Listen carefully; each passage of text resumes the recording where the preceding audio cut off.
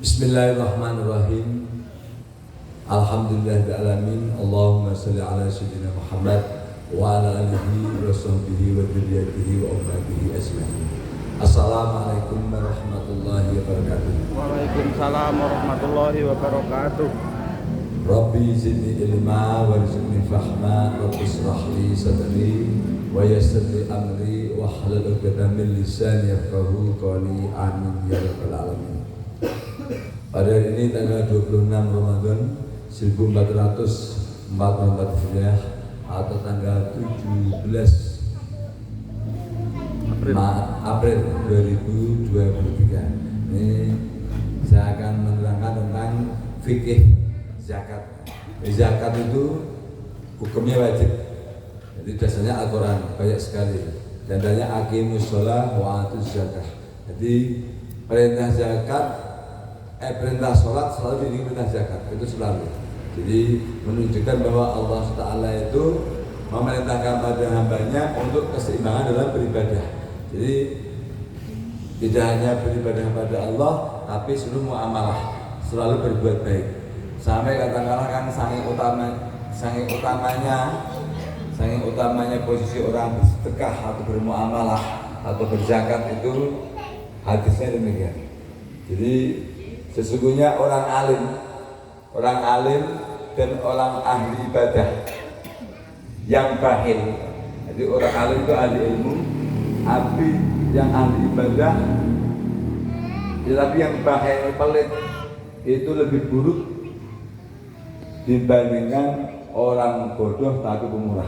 Jadi Allah lebih memilih orang yang bodoh tapi pemurah dibandingkan alim ahli ibadah tetapi dia bakhil. Jadi posisinya artinya ternyata lebih tinggi ketika kita berbuat baik kepada sesama manusia. Nah kemudian zakat ini artinya apa? Zakatnya membersihkan. Makanya zakat ada dua. Satu zakat fitrah, wajib bagi setiap orang Islam. Dari bayi, orang tua renta, asal Islam yang hidup di bulan Ramadan itu wajib membayar zakat fitrah. Fitrah itu suci, jadi zakat diri, membersihkan diri sendiri. Zakat fitrah wajib bagi setiap orang Islam. Terus saya miskin, tapi nanti kamu juga akan mendapatkan bagian dari zakat fitrah tersebut. Makanya fitrah tidak bagian, tidak miskin. Setiap diri yang Islam yang hidup di bulan Ramadan wajib membayar zakat fitrah. Sampai bayi yang baru lahir saja itu wajib membayar zakat fitrah. Kalau yang hati-hati, yang hamil masih di kandungan, usia udah di atas 1 bulan, karena udah ada ruh, udah hidup, udah bernafas, itu udah bernafas dari kandungan, itu saja di zakat fitrah. Kemudian zakat mal. Kalau zakat mal itu zakat harta benda. Ini juga sangat berbahaya kalau tidak sampai membayar zakat. Seperti saya contohnya itu sangat wajib, tapi alhamdulillah semua zakat mal saya tunaikan dari zaman dulu belum mencapai nisab juga sudah saya tunaikan zakat mal. Ini zakat mal zakat harta benda. Nah, kemudian apa hukumannya orang bagi yang tidak membayar zakat mal? Kalau tidak membayar zakat mal itu yang pertama kali kalau mati semua harta bendanya nanti baru di alam kubur berubah menjadi ular dan kalajengking. Kemudian menemani sampai kiamat kalau tidak membayar zakat mal, itu berbahayanya.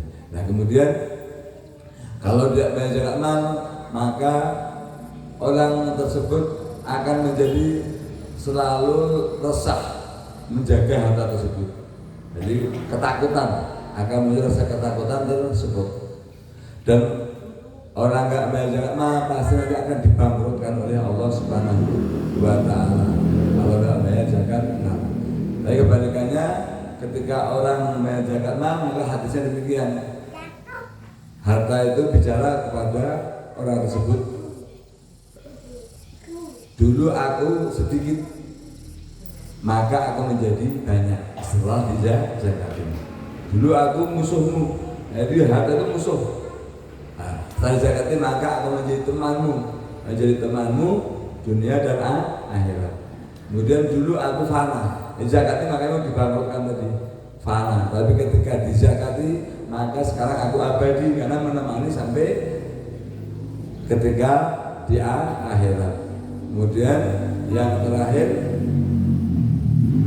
dulu engkau yang menjagaku, maka sekaranglah aku yang akan menjagamu. Justru hal itu kalau dizakati akan menjaga diri kita. Kemudian dulu aku sedikit, kemudian aku akan menjadi banyak. Nah itu zakat mal. Nah kemudian setelah itu apa saja yang wajib dizakati? Jadi ada macam-macam yang dizakati. Yang satu harta emas, apapun yang dikurskan dengan emas itu wajib dizakat. Kemudian apa? Binatang ternak. Kalau binatang ternak, kemudian apa? Tanaman, tumbuhan, sebagainya. Kemudian perniagaan atau perdagangan, apapun yang perdagangan yang halal maksudnya itu wajib dizakat. Kalau zakat, contohnya dagang miras ya tidak wajib zakat, mungkin masuk neraka pasti. Ya, dagang miras contohnya. Kemudian rikas atau harta temuan. Jadi kita nemu harta karun itu wajib dizakat. Nah, ini saya sampaikan nisabnya. Jadi, nah kemudian apakah setiap punya emas harus dizakati ya tidak? Apakah setiap punya binatang ternak harus dizakati? Enggak. Tergantung sudah mencapai nisab. Nisab itu apa? Batasan jumlah harta yang dimiliki dalam kurun waktu satu tahun. Jadi punya emas tapi sudah berusia di dalam diri kita 1 tahun itu wajib. Nah, ada batasan volume atau beratnya berapa? Kalau emas seberat 80 gram emas. Jadi Allah SWT juga maha baik.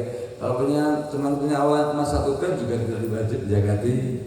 Jadi kalau sudah mencapai 80 gram emas wajib dizakati atau harta senilai tersebut.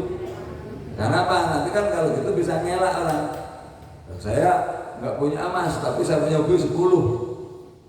Nah, itu sudah beda. Jadi kalau contoh katakanlah nisabnya emas itu 80 gram emas.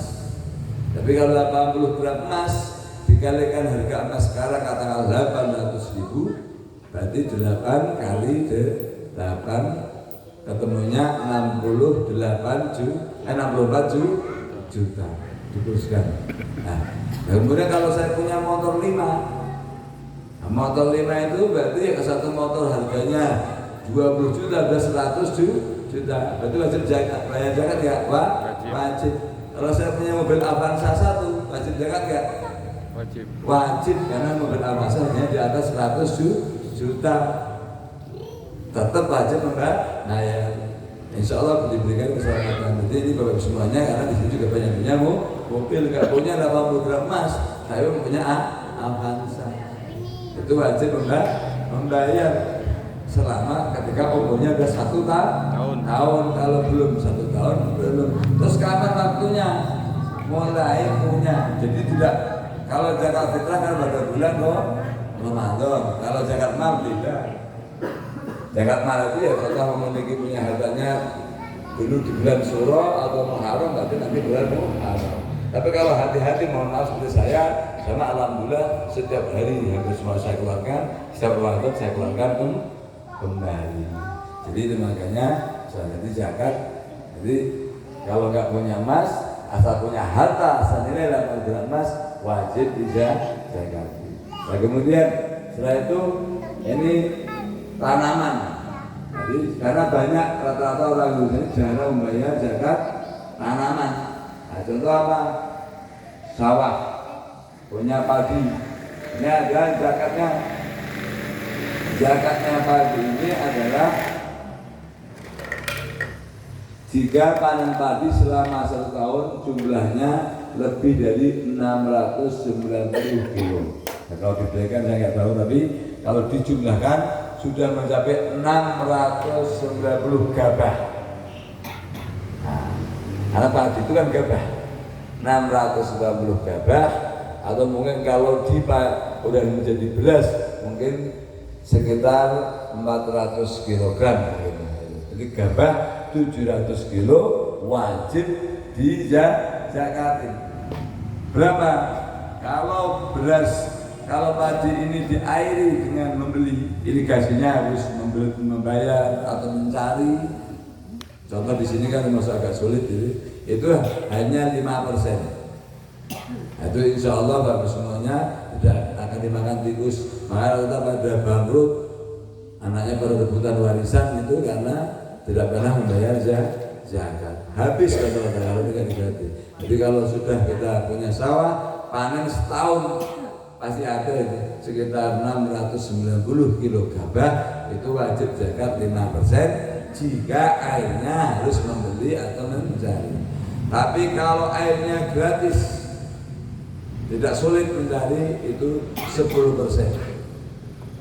Nah, yang emas tadi berapa? Yang emas tadi atau harta 2,5%. Kalau emas atau harta 2,5%. Contoh punya mobil senilai 100 juta, berarti 2,5 juta. Punya mobil senilai 200 juta, berarti 5 juta. Nah, tapi kemudian kalau tanaman itu tadi 10% jika tidak airnya tidak beli atau tidak mencari, 5% jika airnya mencari.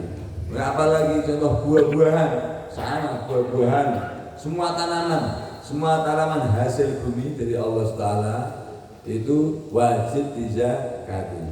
Paling aman bagaimana? Setiap panen, contoh kita panen, katakanlah panen pertama dapat 300 kilo, langsung zakatkan 30 kilo. Kenapa? Kalau 2 kali sudah ketemu 600.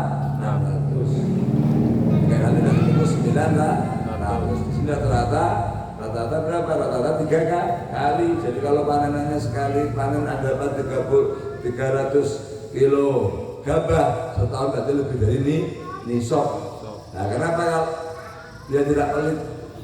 Dia tidak pelit. Makanya kalau saya alhamdulillah perniagaan dagang, setiap transaksi, setiap transaksi contoh saya transaksi 1 juta, lalu saya ambil 25.000, saya simpan sebagian saya bagikan kalau ada yang membutuhkan.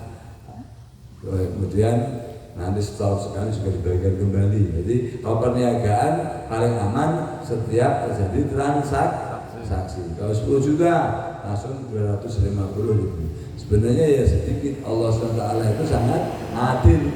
Kita diberi rezeki 1 juta hanya 25.000. Nah, dan itu kan bersalah baik. Apa yang dizakati? Hanya pokoknya kan. Pokok sama nanti ketemu total keuntungan.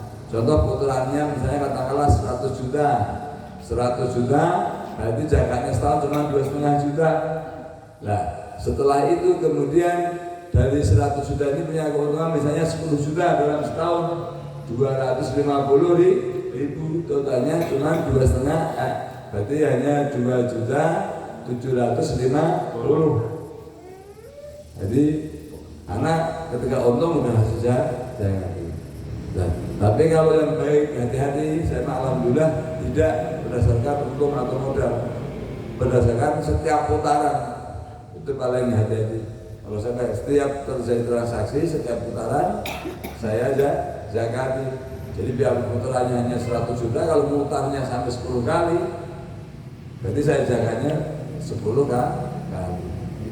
Itu aman. Nah, insya Allah itu menjadi aman. Jadi orang zakat itu pasti aman dan akan menjadi subur. Jadi Allah Subhanahu Wa Taala memerintahkan demikian. Kemudian yang berikutnya adalah binatang ternak. Binatang ternak, hampir semua binatang ternak wajib dizakati. Apa? Sapi, kambing atau domba, kemudian onta. Kalau onta memang jangan yang punya saja. Tapi kalau di Arab kan banyak. Itu juga ada nisabnya. Nisabnya kalau domba atau kambing kalau sudah memiliki sebanyak 40 ekor kambing atau domba, wajib zakat 1 ekor domba dengan umur 2 tahun. Dan seterusnya kelipatannya. Nah, jadi kalau punya 80 ekor berarti berapa? 2. Kalau punya 120 ekor berarti 3. Jadi yang umur kalau lebih 1 tahun sampai 2 tahun artinya yang sudah layak untuk disembelih. Nah, kemudian sapi berapa kalau sapi? Kalau sapi itu adalah 30 ekor. 30 ekor, tapi jangannya juga besar. 1 ekor sapi usia sama, tapi 1 sampai 2 tahun. Itu kalau punya sapi 30 ekor wajib zakati. Kemudian kalau onta berapa? Kalau onta memiliki kurang lebih 6 ekor onta, hanya punya 6 ekor onta wajib zakati, karena harga onta itu memang 5 kali lipat daripada sapi. Jadi semua kalau punya hewan ternak, sapi, kambing, domba atau onta wajib dizakati. Kalau ternak yang lain ular tidak. Jadi contohnya itu. Jadi Bapak Ibu saya biar tahu. Jadi ada nanti punya tadi ini kalau punya sawah berarti harus zakat. Itu nyata. Kalau ayam bagaimana? Ayam dikuruskan. Kalau ayam punya ayam dikuruskan atau maksudnya ke perniagaan berdagang. Fikihnya tidak ada, tapi dikuruskan, nyatanya itu harta kalau punya ayam. Tapi kalau buruh melihara ayam tidak. Yang punya ayam, contohnya ayam, punya ayam broiler, tapi bukan buruh ya, tapi punya ayam 1000 ekor. 1000 ekor modalnya 1 ekor 20.000. Kalikan 1000 ekor berarti cuma 20 juta, belum masuk, belum nisab. Tapi kalau udah 10.000 berarti modalnya udah 200 juta, udah wajib dizakati. Insyaallah ayamnya tidak bangkrut terus. Itu ayam, kalau ayam itu maksudnya ke perniagaan. Kemudian orang yang wajib berhak, bukan wajib, orang yang berhak menerima zakat ada 8 asnaf, 8 golongan. 1 fakir, ini baik zakat fitrah maupun zakat mal. Itu yang berhak adalah 8 golongan. 1 fakir miskin. Fakir miskin, saya sampaikan, fakir orang yang tidak memiliki penghasilan yang jelas untuk makan hari ini, tidak tahu, itu fakir. Gelandangan dan sebagainya itu fakir. Nah, makanya di sini ada fakir. Nah, miskin orang yang memiliki pekerjaan tapi tidak pernah mencukupi untuk makan saja, tidak cukup untuk kebutuhannya. Ini tidak ada fakir. Makanya Bapak Ibu semuanya jangan menerima zakat fitrah, karena nanti Bapak Ibu dimiskinkan oleh Allah Subhanahu Wa Taala. Saya sangat hati-hatinya saya menjaga kehormatan Bapak Ibu semuanya. Jadi zakat fitrah yang ada di sini kita bagikan kepada orang sekitar kita yang fakir miskin. Jadi hati kita harus begitu. Hati kita, saya tidak mau fakir miskin, karena fakir miskin beda sama infak. Karena zakat fitrah ini bahasa Rasulullah daki kan kotoran. Jadi kita jangan menginginkan makan zakat fitrah karena itu kotoran, biar orang lain yang berhak, termasuk tadi amil. Jadi amil kita berjuang dengan Allah, jangan sampai tenaga kita karena ngantar-ngantar beras kita ingin dibayar, berarti kita sudah selesai amaliyah kita dengan beras 2,5 kilo atau 3 kilo, karena kalau menerima mah bebas berapapun. Jadi sebagai amil udah kita lillahi ta'ala saja, sebagai amil beribadah membagikan zakat fitrah kepada nah, kalau mohon maaf nanti menunjukkan ketamakan. Contoh Bapak Ibu semuanya setor zakat fitrah 1 fitrah, kemudian nanti pulang karena jadi amil dapat 1 upahnya, ya enggak? Karena merasa miskin dapat lagi 1, untung 2, ini berbahaya. Jadi jangan sampai saya melatih mental. Nah, beda katakan mohon maaf, kalau saya ngasih bapak ini namanya nafkah. Kenapa? Itu bagian dari keluarga saya. Kalau saya ngasih bapak ibu semua contoh untuk 20.000 itu namanya nafkah, bukan zakat. Jadi kalau zakat seperti ini, zakat fitrah ini adalah kotoran. Jadi biar orang lain yang menerima, hikmahnya juga bermanfaat. manfaat nyata di sekitar kita, masih banyak orang yang tidak punya. Kemudian amil tadi saya sampaikan, amil itu panitia zakat. Panitia zakat itu tidak boleh berhak untuk memakan, tapi tadi lebih baik tidak. Banyak itu orang-orang pintar juga menjadi amil. Contoh di BAZIS, Badan Amal Zakat Infak dan Sedekah. Itu kan sarjana IAIN, sarjana hukum, sarjana ekonomi menjadi amil, kerjaannya makan zakat, yaitu halal tetapi tidak baik. Makanya ada halal thayyibah, lebih baik ya halal dan thayyibah, halal dan baik. Kayak gitu. Pakai dasi semua itu kalau yang di BAZIS. Itu kan banyak kan di hakim, di apa itu kan banyak grup-grup penerima zakat itu seakan-akan apa istilahnya manajemen, tapi tanpa disadari dia ikut dalam kehidupannya memakan zakat.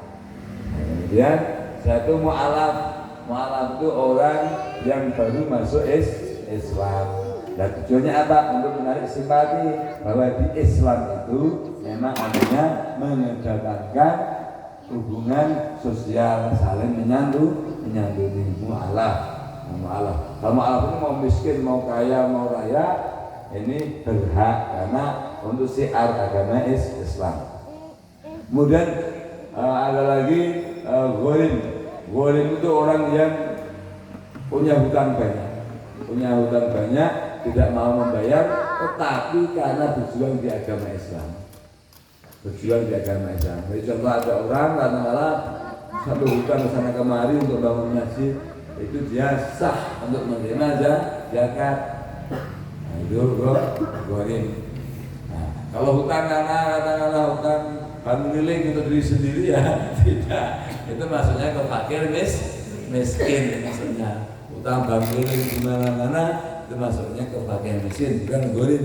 Gharim itu orang yang punya hutang banyak karena berjuang di jalan Allah.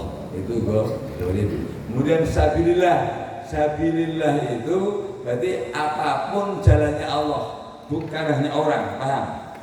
Contoh, kalau manusia ada kiai, ada ustadz, ada guru ngaji, ada takmir masjid, itu semuanya adalah sabilillah. Kemudian ada lagi sabilillah yang bukan manusia, apa contohnya? Bikin jembatan, sabilillah. Bikin madrasah, sabilillah. Jadi zakat ini boleh untuk bangun masjid, boleh bangun musola, boleh bangun jalan. Yang penting untuk sabilillah, jalannya Allah. Boleh untuk beli Al-Quran, musab Al-Quran untuk beli madrasah, boleh untuk beli kitab, boleh untuk beli buku pelajaran. Nah, itu namanya sabilillah. Jadi semua orang yang disabilillah atau semua kegiatan sabilillah boleh menggunakan harta zakat. Bahasanya sabilillah, jalannya Allah. Kemudian yang berikutnya Ibnu Sabil ini ada dua. Kalau secara fikih itu diatur Ibnu Sabil itu orang anak yang berjalan di jalannya Allah. Contoh anak pesantren, anak sekolah madrasah, atau anak yang lagi menuntut ilmu untuk kebaikan, itu Ibnu Sabil. Tapi ada yang satu sisi Ibnu Sabil diantaranya termasuk anak jalanan atau gelandangan. Ibnu anak satu itu jalan, nanti anak jalanan. Tapi kalau lebih hati-hatinya Ibnu Sabil itu anak-anak yang lagi menuntut ilmu agama maupun pengetahuan di jalan Allah. Itu jadi boleh memberikan kepada santri itu boleh, karena itu memang dia lagi berjuang di jalan Allah. Tidak benar. Kemudian yang terakhir adalah Rikab itu hamba sahaya. Tapi kalau di Indonesia tidak ada budak yang akan dimerdekakan oleh tuannya. Ini boleh menerima zakat, tapi tidak ada. Yang umum adalah tersebut. Yang terakhir saya lupa tadi, yaitu harta rikas atau harta temuan. Jadi harta temuan, contoh kalau semuanya lagi menggali di kebun, tiba-tiba dapat peti isinya emas seperti teman saya Wendy itu sering gitu. Nah, itu dapat emas sekarung gitu, namanya rikas. Kalau dapat pusaka, nah, itu dapat pusaka, itu namanya rikas. Nah, kalau contoh kita lagi menggali tanah mendapatkan emas seperti contohnya beratnya 10 gram gitu ya, itu wajib kita zakat. Itu zakatnya besar kalau harta cuma berapa? 25%. Jadi contoh dapat pusaka keris contohnya, dapat keris dijual laku 1 miliar. Nah ini zakatnya 250 juta. Kan nemu pasar kan? Jadi kalau nemu zakatnya adalah 25%. Nah, pokoknya kalau contoh lagi menggali sesuatu, menemukan harta karun apapun, itu zakatnya 25% itu aman. Tapi kalau dari zakat itu jadi tidak aman. Ya, contoh baiknya menemu keris tadi, menemu keris tapi dinominalkan laku 1 miliar. Nah itu ya, wajib kita zakati senilai 25%. 5 emas seperti sampai 1 kilo misalnya 800 juta berarti, 800 juta zakatnya berapa? 2,5%. Semula 25%. Ketentunya lah 200 juta wajib kita zakati. Kalau seandainya nemu, tapi zaman sekarang jarang ya menemu emas di kebun jarang. Kalau yang ada halusinasi. Kalau halusinasi sering halusinasi menggali. Yang itu yang banyak zaman dulu itu Awendi sama Deni itu sering menemukan cabutan Berhayal. Yang ada kalau menemu harta karun itu adalah halusinasi. Tapi zaman dulu memang nyata. Zaman dulu banyak orang menyimpan harta di dalam tanah. Kalau sekarang ya sangat lupa. Demikian fikih tentang zakat. Ini pernah saya sampaikan. Umum ini bulan Ramadan, mumpung kita menjelang Idul Fitri. Jadi ketika beramal harus dengan ilmu. Jadi yang mau zakat fitrah tahu ilmunya, yang mau zakat membayar zakat mal juga tahu ilmunya. Semoga Allah SWT memberikan petunjuk untuk kita bisa mengamalkan segala apa yang kita bahas tentang zakat, baik zakat fitrah maupun zakat mal. Jika ada kesalahan dari saya pribadi dan jika ada kebenaran dari Allah Subhanahu wa taala. Billahi taufiq hidayah. Wassalamualaikum warahmatullahi wabarakatuh. Waalaikumsalam warahmatullahi wabarakatuh.